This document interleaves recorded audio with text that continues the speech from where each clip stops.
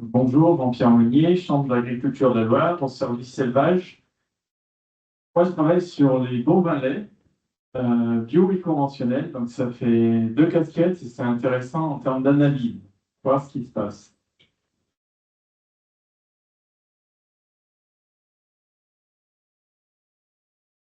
Donc, on va essayer de voir les résultats technico-économiques et puis la question de fond, faut-il continuer à faire du lait bio? Enfin, je l'entends pour les ovins, mais on peut se poser la même question pour les bovins laitiers. Donc, on va essayer de répondre à ces questions. Sans vous cacher, le lait bio traverse une très grave crise depuis 2020.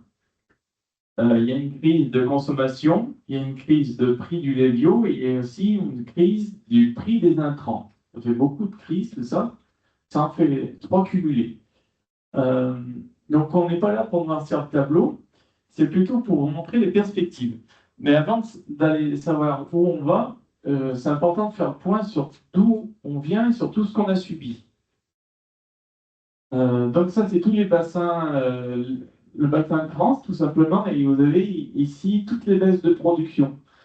Donc il y a un effondrement de la collecte bio. Alors il y a d'autres raisons que la conjoncture. On a aussi beaucoup de FCO, notamment dans les parties nord de la France, qui ont hélas baissé la production. Mais on a quand même une grosse baisse de production en France, contrairement à ce qu'on avait vu. Là, c'est positif, mais c'est des tout petits départements, une région bio, donc il n'y a pas forcément beaucoup de volume.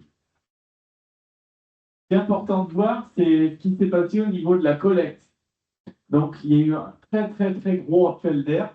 Alors, le lait bio, il est toujours corrélé à ce qui se passe dans le lait conventionnel. Ça, c'est important de le savoir. En 2017, on avait une très grave crise du lait conventionnel avec des prix très bas et un appel d'air énorme pour la bio.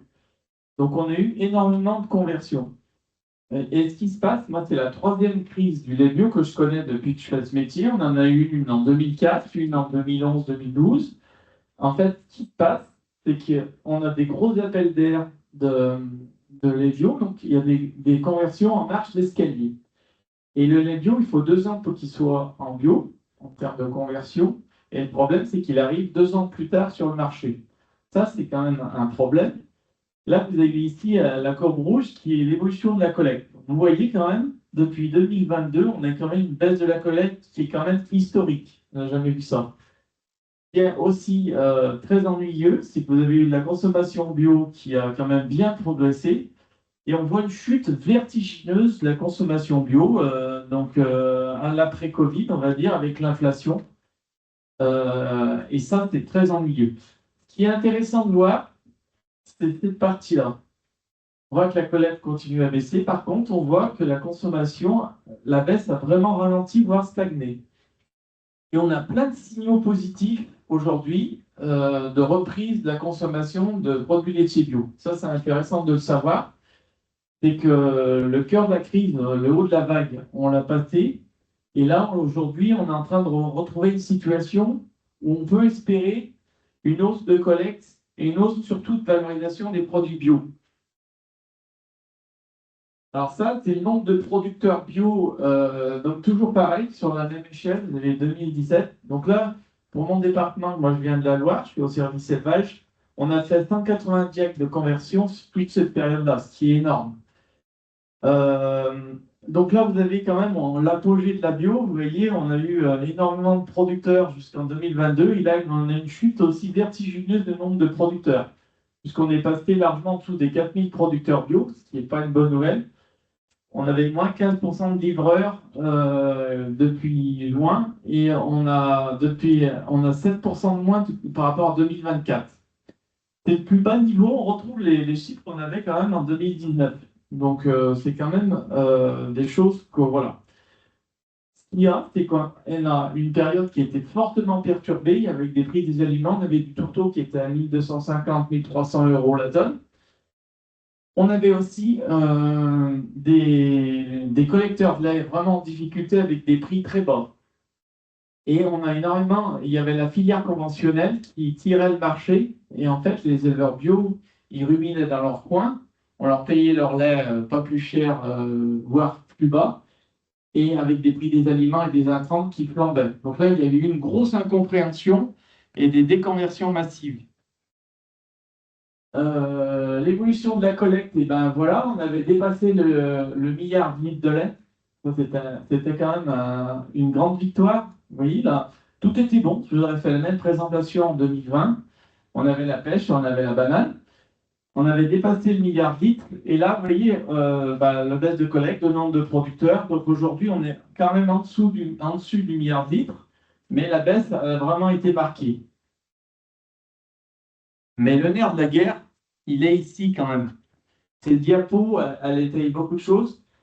Moi, ça fait depuis 20 ans qu'on suit les fermes bio et on nous a toujours expliqué, tous les calculs le montraient, entre le lait conventionnel et le lait bio, donc on fait moins de lait, les intrants sont plus chers, l'effet dilution, charge de structure est beaucoup moins marqué. On a dit qu'il fallait toujours entre 80 et 120 euros au millilitre de plus pour la filière bio. Donc, vous voyez, si on prend en 2020, on avait quand même là 340 ici à 450. Donc, on va dire que c'était raisonnable. Mais voilà, ce qui s'est passé vraiment, c'est que le prix du lait conventionnel et le prix du lait bio, on a un écart qui est que seulement 53 euros. Donc, le compte n'y est pas. C'est quand même le nerf de la guerre et qui explique beaucoup de choses derrière. Euh, Mes collègues vous ont parlé de prix de revient. En bio, le prix de revient, on peut largement dépasser les 600-620 euros au millilitre. Le prix de revient, je rappelle, pour avoir une idée du prix de revient, à quel prix je dois vendre mon lait pour payer toutes mes charges et rémunérer mon exploitant agricole à 2 SMIC. Donc on est loin du compte. Et en fait, ça c'est une donnée importante qui explique les déconversions parce que les gens ont vu les prix qui étaient ici et on dit, bah voilà, moi je me casse le pompon pour faire du bio, pour faire de la qualité et on ne le valorise pas. Ça a été quand même un souci. Nous, on allait voir dans notre grand massif central, donc tous les points que vous avez là, c'est des fermes de suivi réseau, sur toute la zone. Donc on allait voir un petit peu ce qui se passait. Là, je vous ai montré un petit peu à l'échelle nationale ce qu'on a vécu. Et maintenant, je vais rentrer plutôt dans notre échelle grand massif central. Donc ça, c'est des fermes qu'on suit. On a la chance d'avoir un suivi de ferme de réseau et qui dure sur le temps. Et on a essayé de voir un peu qu'est-ce qui se passait dans ces fermes. Un échantillon à peu près constant. Donc on a trois grands systèmes. Donc les systèmes AB1, c'est du jargon pour nous, mais en fait, c'est les séchages en grange. Tous ceux qui ont du foin ventilé. Donc c'est un système aujourd'hui qui est plutôt en perdition. Tous ceux qui ont investi là-dedans, c'est pour des raisons de cahier des charges et d'AOC, où ils n'ont pas le droit de faire autrement. Mais aujourd'hui, c'est un système très très coûteux, avec des charges de structure énormes. Et je vous montrerai, au point de vue coût alimentaire, on n'a pas forcément des économies malgré ce qu'on nous dit quand on nous le vend. Le système AB3, c'est le système avec des céréales et de l'herbe en silage d'herbe. Et le système AB4, qu'on a vu quand même de plus en plus se développer. Donc, c'est le système herbe et c'est des systèmes bio-céréales, mais qui ont du maïs. C'est très important. On a parlé de plusieurs phénomènes, l'inflation, les cours, le prix des intrants, mais il y a un autre phénomène qu'il ne faut pas oublier, c'est le réchauffement climatique. Et en fait, une des bases, on a travaillé énormément sur le réchauffement climatique, et une des bases du réchauffement climatique, c'est de ne pas mettre ses œufs dans le même panier. Et j'ai énormément de fermes bio de mon département qui se sont remis à faire un petit peu de maïs pour sécuriser leur système. Donc ça, c'est bien un système, si vous voulez, j'avais beaucoup d'AB3 qui sont passés en AB4, qui se sont remis à faire du maïs. Ça, c'est une observation très intéressante. Une autre observation, si on regarde, donc là, vous avez toujours l'AB1, c'est le système séchoir, ensilage d'herbe, ensilage de maïs, et là, c'est des ensilages d'herbe tout court, pas de maïs. C'est très important, c'est que la part du maïs, vous avez compris que le tourteau, il était à 1300-1250 euros la tonne. Donc, on ne peut pas se mettre de maïs à gogo. Par rapport à l'énergie sur l'équilibre en azote, ça coûterait beaucoup plus cher. Ce qui est vraiment intéressant, c'est qu'on voit que nos fermes bio s'utilisent sur la même zone. Nos fermes conventionnelles, elles ont plutôt entre 15 et 17% de maïs sur les mêmes systèmes. Dans les monts du Lyonnais, on est à plus de 20%. Donc, ce n'est pas du tout la même chose. Donc ça, c'est très intéressant. Et un autre enseignement qu'on a dans nos systèmes de séchoir, donc on nous vend le système jurassien avec du séchage en grange, l'image bucolique, on a juste le foin à prendre, et en fait, c'est pas du tout ça qu'on observe dans nos fermes. C'est que nos systèmes maïs et nos systèmes de séchoir, ils sont remis à faire du maïs, pour les raisons que je vous ai invoquées tout à l'heure. Ça, c'est important de le voir. Donc, on n'est plus du tout sur une image, j'ai mon séchoir, je distribue mon foin ventilé, je n'allume pas le tracteur d'hiver. Ils ont souvent une dessileuse, un bol, et ils mélangent leur maïs. Parce que je vous ai dit tout à l'heure, c'est des systèmes qui sont très coûteux point de vue charge de structure, point de vue fonctionnement avec le prix d'électricité qui a flambé, et ils ont besoin de faire du volume pour diluer leur charge de structure. Un nerf de la guerre ici, donc vous avez ici, c'est l'ensemble des fermes des départements, mais on a toujours les trois systèmes, séchoir, avec maïs, avec ensilage d'herbe. Et nous, on va les voir, et ben, dans ces systèmes-là, le coût alimentaire en euros minutes, ben, qui s'en sortait le mieux? Et on s'aperçoit justement que le système séchoir, donc vous avez la partie jaune, c'est le concentré acheté. La partie jaune un peu plus claire, c'est le CMV acheté. Et la partie verte, c'est les fourrages achetés. Alors là, on a beaucoup d'enseignements à tirer de cette diapositive. Déjà, nos systèmes ne sont pas autonomes en fourrage. Ça, c'est quand même quelque chose à vérifier parce que tous ceux qui ont du vert, c'est des gens qui achètent du fourrage. Alors, à proportion, nous, on dit toujours qu'il ne faut pas plus de 90% d'autonomie fourragère. Si on descend en dessous de 80, 70, on marchera sur la tête. Mais en fait, on l'a vu tout à l'heure, en bio, il y a aussi des rotations de culture, il y a des choses qu'on ne peut pas faire. Et les gens, quand vous achetez du fourrage, ils n'achètent pas forcément des bottes de foin classiques, ils achètent du fourrage qu'ils n'arrivent pas à faire chez eux, type de la luzerne, type du maïs épi, qu'on ne peut pas faire en montagne. Donc, en gros, pour schématiser, ces gens-là, ils achètent plutôt des UF et des PDI plutôt que les tonnes de matière sèche. Par contre, on observe que vraiment, nos systèmes séchoirs qui devraient vraiment être plus autonomes, puisque nous vendons du séchoir pour d'autonomie, si on regarde le coût global alimentaire, ils sont quand même dans le haut du panier. Ce qui est quand même important à voir. Vous avez quand même des fermes très très atypiques. Celui-là, il achète que du CMV en autonomie totale. On voit quand même des systèmes qui ont des choses très différentes et variées qui fonctionnent. C'est une ferme qui fonctionne. Après, vous avez tout le volet ici d'ensilage d'herbe et de maïs. Donc, on voit quand même, il y a quand même qui achètent aussi des fourrages. Et ici, vous avez les systèmes qui n'ont pas de maïs.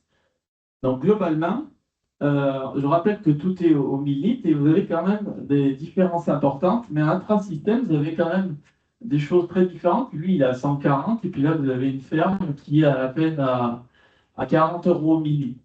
Nous, on allait chercher la cohérence de tout ça, c'est-à-dire on a mis le coût alimentaire en face de la production des vaches. Donc ici, vous avez la productivité des vaches. Déjà, on tombe de notre chaise parce que quand on nous expliquait qu'une vache à 7000 ou 8000 en bio, ça n'existait pas, que ce n'était pas possible, c'était le discours ambiant qu'on avait il y a ne serait-ce qu'une dizaine d'années.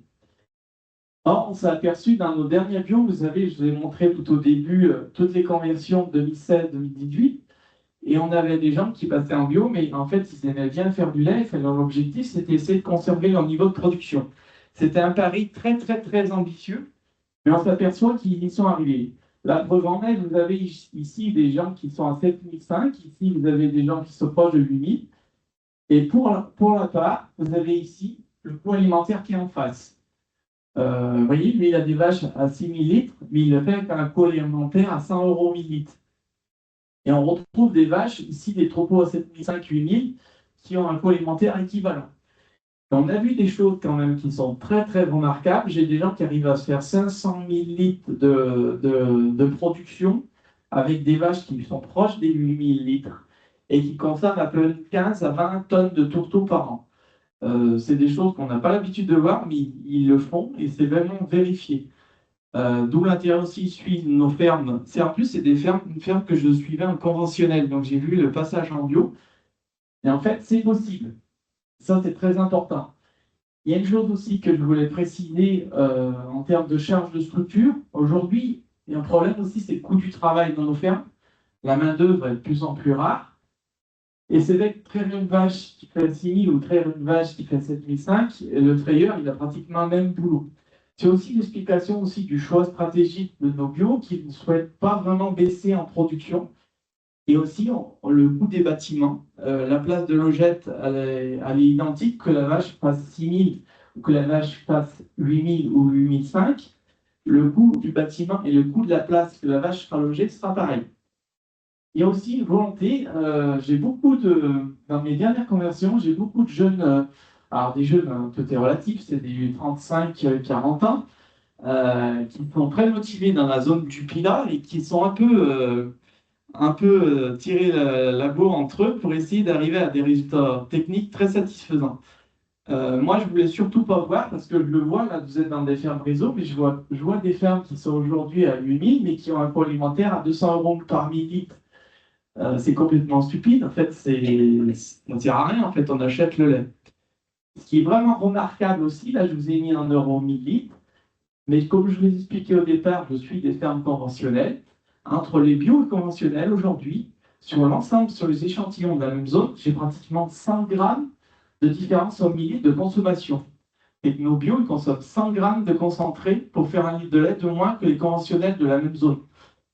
Ça, on l'a vu et observé, et ça se confirme aussi cette campagne.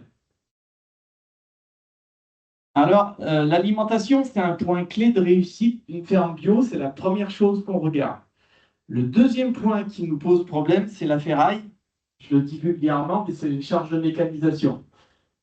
Ici, vous avez quand même tout ce qui est charge de mécanisation, c'est l'entretien du matériel, c'est l'achat de petits matériels, c'est le carburant, c'est les travaux par tiers, les amortissements. Donc là, vous avez toujours nos trois systèmes, les séchoirs, les ensilages maïs et les ensilages sans maïs. Il y a aussi ça aussi derrière, vous voyez quand même, vous avez quand même des gens qui sont pratiquement, on a dit tout à l'heure qu'on avait du lait qui était au proche des 500 euros par millilitre, vous avez pratiquement la moitié du prix du lait qui sert à payer la ferraille dans cette ferme. Si je veux aller plus loin, je provoque volontairement, hein, mais globalement, il faut faire attention à ne pas déraper sur ces questions-là, et avec l'inflation, le coût du matériel a vraiment flambé, le coût des tracteurs aussi, et c'est quand même avoir une cohérence aussi dans tout ça. Et aussi, avec du prix du lait qui baisse, je le dis toujours, notamment, enfin, on ne va pas se cacher, mais tous ces collecteurs chez Biolay, on a quand même des prix du lait qui sont vraiment très très bas, qui ne permettent pas de rémunérer leurs producteurs pour l'instant. Et quand on fait des coûts de production, ça devient même odieux, parce que quand on a tiré partout, il n'y a plus rien à faire d'économie. Comme je dis toujours, on ne va pas enlever une roue au tracteur. Au bout d'un moment, une fois qu'on a fait le tour du dossier, il n'y a pas vraiment de solution. Par contre, sur la mécanisation, il y a une prochaine. Tout à l'heure, j'interviens. On a travaillé exclusivement sur la mécanisation avec la Fédération des Cubas, où il y a plein de solutions. Je vous dis deux, trois mots là-dessus. C'est vrai que pour l'entretien du matériel, les gens qui ont un taux de vétusté plus élevé, donc du matériel qui vieillit, n'ont pas forcément plus d'entretien à l'hectare que les autres. Il y a tout un tas de choses ici sur la mécanisation. On pourrait faire une conférence exprès là-dessus, sans s'ennuyer. Mais globalement, voilà. Et si, en termes de production, vous avez vu que tout est rapporté au millilitre, si on ne fait pas de lait dans la ferme, c'est-à-dire que si on baisse la production, si on baisse les concentrés parce que les tourteaux sont à 1250 euros la tonne, et bien en fait, c'est le cercle infernal. Baisse de production, donc tous mes coûts de mécanisation, toutes mes charges de structure au millilitre prennent de la place, et en fait, c'est le cercle infernal. C'est aussi l'explication, je fais le lien avec la diapo précédente, où vous avez vu qu'il y a beaucoup d'éleveurs qui achètent des fourrages. C'est aussi pour garantir un volume de lait et essayer aussi de diminuer ces fameuses charges de structure. Si on parle revenus cette fois, donc par rapport aux revenus, donc vous avez ici les spécialisés bio de montagne. Donc je suis désolé en fait si c'est nos fermes, mais on voit quand même, vous avez comparé ici, vous avez quand même pratiquement plus de 10 ans de revenus de comparer. Ça, c'est toutes les fermes réseau qu'on peut observer en live. Vous avez ici, donc, vous voyez quand même nos spécialisés bio de montagne, c'est pas ceux qui ont tiré leur épingle du jeu. Après, les spécialisés bio de plaine, ils ont quand même plus de chances par rapport à l'autonomie. Ils ont un revenu quand même un peu plus élevé sur leur ferme parce qu'ils ont plus de possibilités, ils ont plus de rotation de culture et ils ne sont pas bloqués. Voilà. Mais globalement, ça explique ce que vous avez dit tout à l'heure avec les différentiels de prix du lait que je vous ai montré tout à l'heure, les fameux 50 euros, alors qu'on devrait avoir 120. Et globalement, ben, il n'y a pas de surprise. Nos spécialisés bio de montagne, c'est quand même les parents pauvres en termes de revenus. Alors que si vous voulez regarder sur, on a vu des périodes plus intéressantes, mais derrière, après, ça, il faut le regarder sur du long terme aujourd'hui. Aujourd'hui, c'est vrai que le spécialisé bio de montagne, eh ben, finalement, c'était quand même le parent pauvre. Après, il y a la question, énormément de questionnements d'éleveurs qui viennent nous dire, est-ce que je continue en bio ou est-ce que je repasse en conventionnel? Depuis 3 ans, ça enchaîne beaucoup de questions là-dessus. Donc, il y a le revenu, il y a tout un tas de choses, il y a aussi un état d'esprit, mais il y a ça. Ça, c'est très important, la productivité des fermes. Aujourd'hui, je vous ai dit qu'un facteur déterminant, et dans tous les débats, quand vous êtes avec des éleveurs laitiers, c'est la main-d'œuvre dans les fermes. La main-d'œuvre dans les fermes. La pyramide des âges. Et on voit quand même, ici, vous avez un peu le détail du lait produit par UMO. Donc, vous avez ici, on est à peu près ici à 200 000. En fait, on est entre 180 000 et les plus de 200 000 litres par UMO. Et vous avez ici les produits total dans les fermes. Ça, c'est important en termes de travail. Ça se résonne aussi. Et en termes de travail, il y a la diapo suivante qui va vous expliquer un peu quelque chose. C'est le nombre de VL par UMO. Ça aussi, ça explique, ben, si je repasse un conventionnel, on a regardé sur des mêmes zones des monts du Forêt, par exemple, la ferme conventionnelle voisine, avec la même structure, on faisait à peu près entre 100 et 170 millilitres de lait, ça dépend. Donc, ça veut dire qu'il y a tout le travail qui est avec. Et parmi tout ça, il y a le nombre de vaches qu'on peut gérer par UMO. Là, vous avez le nombre de vaches par UMO, donc vous voyez quand même, on compte à peu près 25 vaches laitières par unité de main-d'œuvre dans nos fermes bio. Alors que les fermes conventionnelles de la même zone, on s'amusait à regarder à peu près nos fermes conventionnelles, on a quand même 35 vaches, 37 vaches sur les fermes conventionnelles.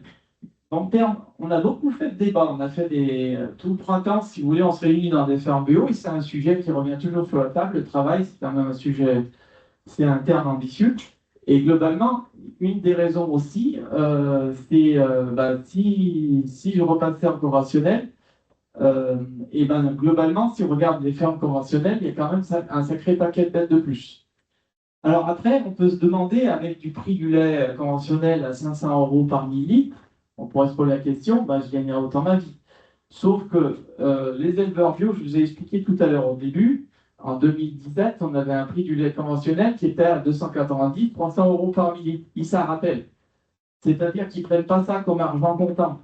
Ils se rappellent de ce qui s'est passé. Il y a énormément d'éleveurs bio qui sont passés en bio suite à des crises conventionnelles. La crise du lait bio, je le dis, c'est la troisième que je connais, mais on peut tout à fait imaginer une crise conventionnelle.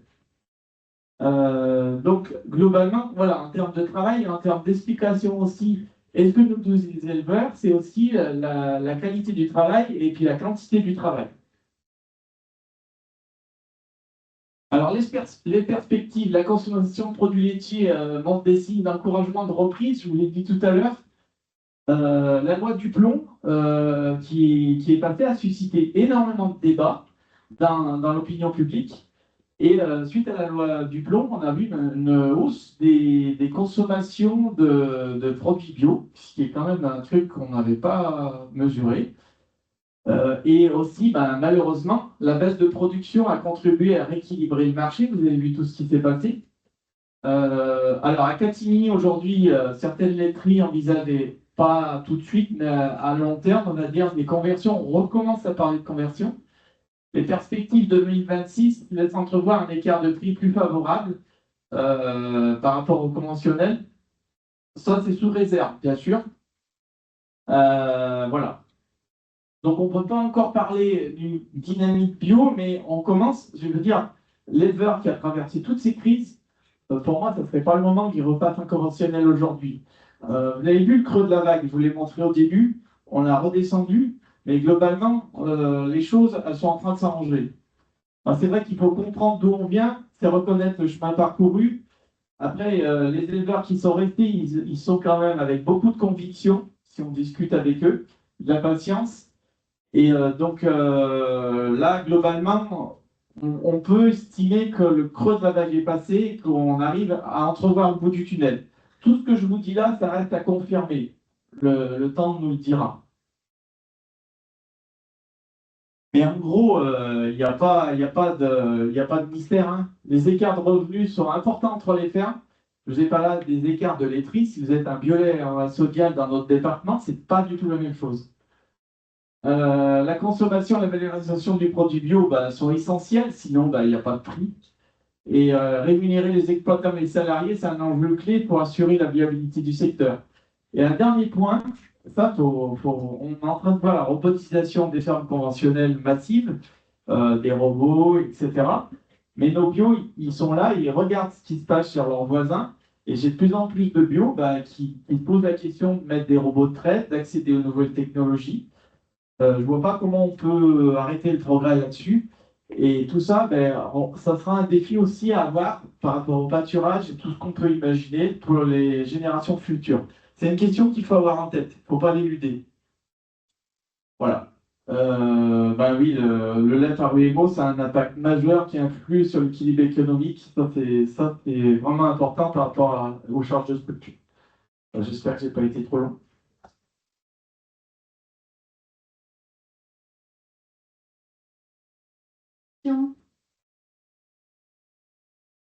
Moi, il y avait une question que je me posais, mais vous venez d'y répondre, je pense, à moitié. C'était, est-ce que dans les exploitations qui sont suivies, il y en a certaines qui ont un retraite ou pas? Et est-ce que vous avez étudié, si oui, l'impact que ça peut avoir par rapport au résultat? Alors, j'en ai pas, par contre, j'en ai qui posent la question. Ça, c'est sûr. L'impact, il est surtout sur le pâturage. Ça, c'est quand même un vrai problème, parce que c'était bio-pâturant. Je répondrais, ça dépend de la taille du troupeau. Si vous avez un petit troupeau de 45-50 vaches, il peut être absorbé par un robot. Par contre, si on a 80 vaches au pâturage, c'est beaucoup plus compliqué. Cette question-là aussi, c'est aussi le coût du robot qui doit être dilué. En fait, c'est un double sens, c'est ambigu, ma réponse. Parce que pour avoir un robot, il faut avoir un volume suffisant pour le rentabiliser aussi. Donc, on est entre deux chaises. C'est compliqué. Voilà.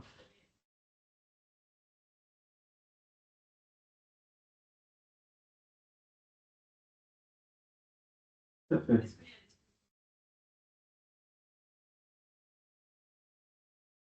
Les spécificités, c'est vraiment le bio. Je vous ai dit tout à l'heure, il avait son pot alimentaire avec 5 grammes de concentré de moins. Il a du tourteau à 1300 balles. Ça, c'est les questions clés. Et on sait tous qu'un robot, les vaches, il faut les attirer au robot. Et que tous les robots installés, c'est une consommation de concentré de plus. Là, on accentue le problème avec les bio à cause du coût alimentaire qui est beaucoup plus élevé que les conventionnels.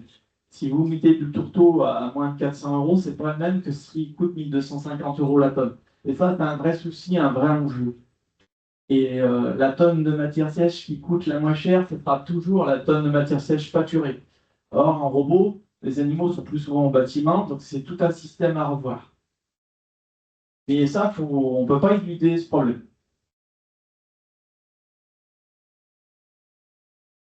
Et au-delà des perspectives de robotisation, est-ce que ces éleveurs, ils ont des souhaits de diversification ou de valorisation du lait autrement, enfin en direct ou des petits ateliers? Est-ce que c'est dans leur projet? Alors, Même passer par Violet ou Sodiac? ceux qui. On a eu, je l'ai dit tout à l'heure, on a eu des grosses crises laitières sur notre département, mais en France aussi. Et il y a pas mal de gens qui ont déjà fait le pas, mais c'est un métier, la transformation. On l'a pas dans le sang. Et globalement, ça ne fait pas partie de leur perspective. Moi, c'est pas ce que j'entends. Ça sera vraiment anecdotique pour tel ou tel point, mais c'est pas une solution majeure. Et en plus, je tiens à dire, c'est qu'ils commencent à avoir une grosse concurrence, notamment sur les yaourts bio sur notre département. ça devient très compliqué parce que le marché il est occupé par d'autres. Et c'est bête, voilà, il n'y a pas forcément de la place sur du produit comme ça pour tout le monde. Sur une place sur un marché, ben, il y a des gens qui sont là de façon historique et venir à encore mettre un stand, ça peut compliquer les choses et les relations. Et c'est, voilà.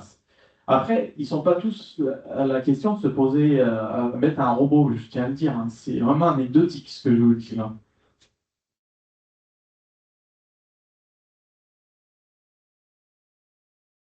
J'aurais une question par rapport au maïs. Vous avez Oui. dit qu'il y a des éleveurs qui reviennent à un système de maïs. Oui. Alors, est-ce que c'est un système avec un maïs irrigué ou c'est du maïs sec? Alors, vous avez posé la question par rapport au changement climatique, hein. Parce que vous êtes en altitude, vous avez la possibilité de faire du maïs. Alors nous, on est sur de l'Aveyron, c'est plutôt la problématique inverse, où on a des zones plus sèches. Alors, j'ai les deux, mon capitaine. J'ai un petit groupe bio que je suis dans la partie nord du département, donc c'est Roanne. Ils ont tous en irrigation. Ils ont des retenues. Par contre, il n'y en a aucun qui est dans l'eau. Tous ceux que je vous ai là, c'est hors irrigation. J'ai oublié de dire. Il n'y a aucun des éleveurs que vous avez vus là qui irrigue. Sauf que le réchauffement climatique, nous, on a des zones qui sont à 600, 700, 700, 850 mètres d'altitude. Il y a 15 ans de ça, on était obligé de mettre du maïs sous plastique pour faire du maïs, pour pas qu'il gèle.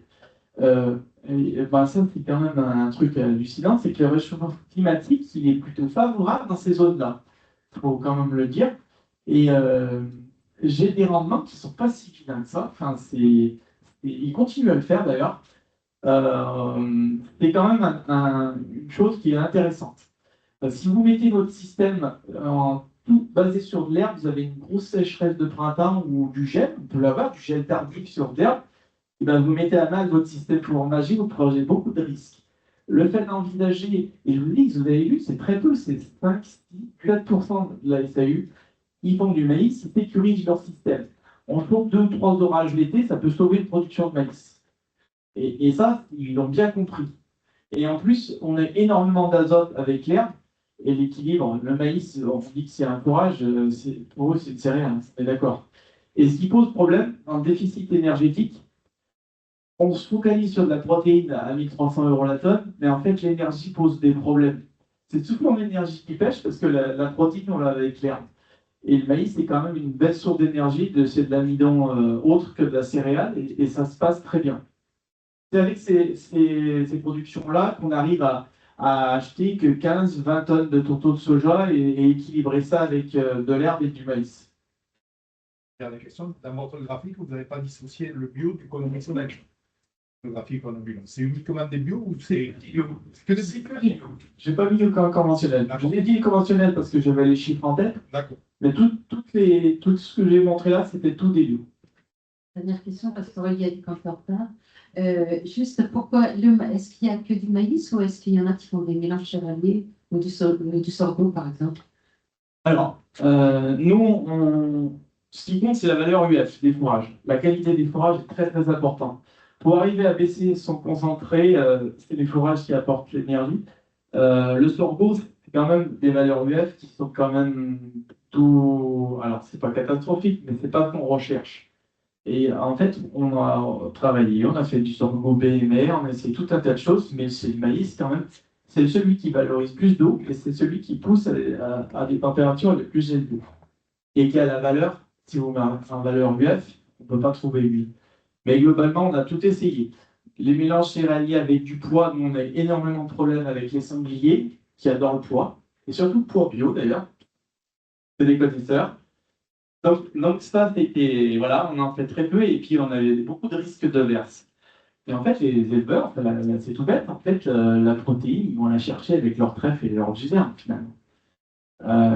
Pourquoi prendre des risques à faire des mélanges pour qu'ils soient tous couchés?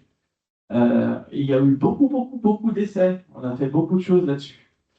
Et nous, ce qui nous embête beaucoup sur les céréales, c'est les maladies, notamment les problèmes fongicides, si on a des printemps guides. Et on trouve beaucoup de métaux, mais on mélange par exemple du sel, triticale, blé, sans pourtant mettre de la protéine, des protéagineux. Merci beaucoup, Jean-Pierre.